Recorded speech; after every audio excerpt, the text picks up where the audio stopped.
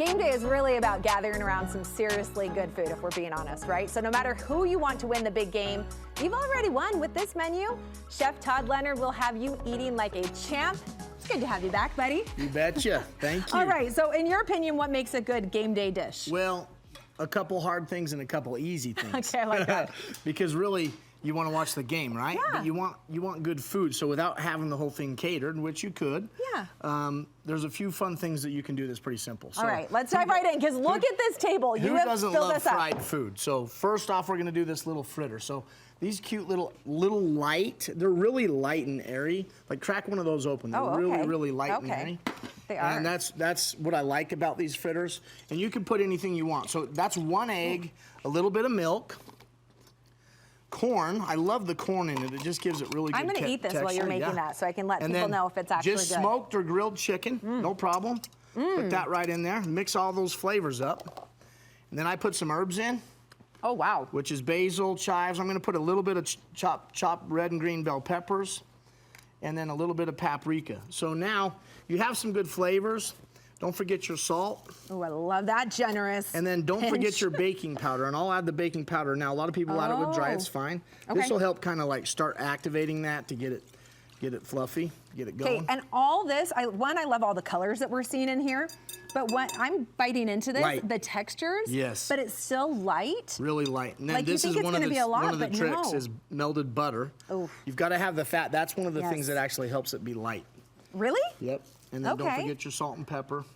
And that everything's in now. Now, this is the ticket is you need to stir this with something that won't get it too stirred, because this is a quick bread, so you really want it to just be really So we don't want to overmix. Yep, like a biscuit. You don't want to overmix. You don't want to get the gluten going. So grab the spatula, not the whisk. Yep, right? Just grab this. I whisk it all in the beginning to, and that's why I do the baking powder. But once you've got the flour in there? Yep, just very gently just kind of bring that together. That's it. And once you're to that point, you're done. That's it. So then, here's your batter. You just take that batter and you literally just drop it into the fryer. Oh, I love it with a little cookie scoop. This is like a perfect little scooper. And you can use a spoon, of course, and just kind of, slide it off. But just slide those little babies off, and you can put anything in here. You could put sausage in here. You could do any flavors I love that you could really tailor this to the flavors you like. The base is good, and the recipes will be on the website. So these are great. And then about how long does it take to cook in the oil? These will cook probably about 5 minutes, because you don't want to brown them too quick, because then the inside will be doughy. Yeah. So you want to be about 300 degrees. I mean, look at that texture. If you get a close-up on that, you can see it is like the perfect So these fritters are awesome. Oh, man. Because I'm doing corn, I made a little corn salsa. Of course you did. I'm serving it with a little chili dressing. It's just super easy. Love it. But you can just fry these up, pop them in your mouth, and then that is really anything. Just those quick finger foods are so good. This next one, and I'm not really promoting Johnsonville, but any hot Italian sausage, or any hot sausage. So Jimmy Dean does a hot sausage too. Okay. Really, you've got to use the hot sausage, because that really makes it. Because when you add the cream cheese and everything, it's the perfect spice. And remember, appetizers should be full flavor, like boom, like wow. Love that. So that's really what you want. So I'm going to add a little bit of seasoning. So somebody who might be worried about hot and spicy, you're saying that cream cheese. You can use mild. But the cream cheese will still take away some of that, right? Yes, it'll mild that out, no problem. So this is just the cooked sausage with some onions and garlic, and I just literally just mash this in. This is therapeutic for game day. So if your team's losing, you may want to wait till halftime to make this one. Okay. Okay. Yep. So just mix this up. And it's really that easy. That's why I use my hands, so I can really kind of smush it. And the KitchenAid will do just fine too. Okay. But you can kind of see it come together better. Once it's to that stage, you're ready to go. Take some, roll it in a ball. Okay. Boom, right on top. Take some more, roll it in a ball. Boom, right on top.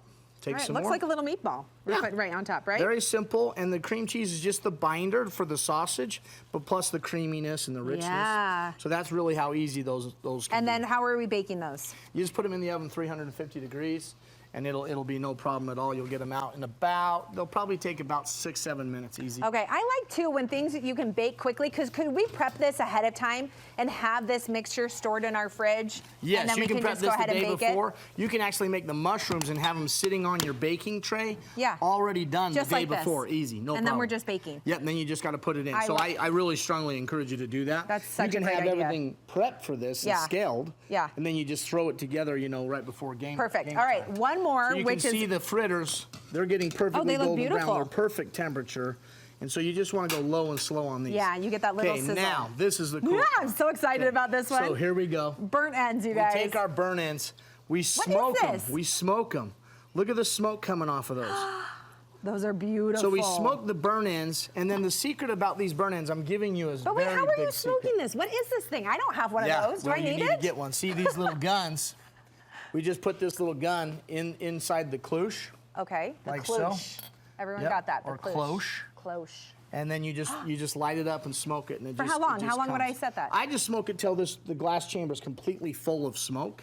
Okay. And you get that done. You bring that into the table of appetizers. Yeah, you that's unveil that. I'm fun. telling you, you will be number one. The game doesn't one. matter anymore. The game This does is not what I matter love. anymore. Go big or go Appetizers home rule. with Chef Todd. That's how we do things That's here. right. So how to make burn-ins? I've got some secrets and tips. Okay. One, you can use brisket. I also sometimes use chuck. Oh, okay. And I'll smoke it just like a brisket. Yeah. And I'll smoke it for 1 hour to 2 hours. Nothing crazy. But then I'll braise it.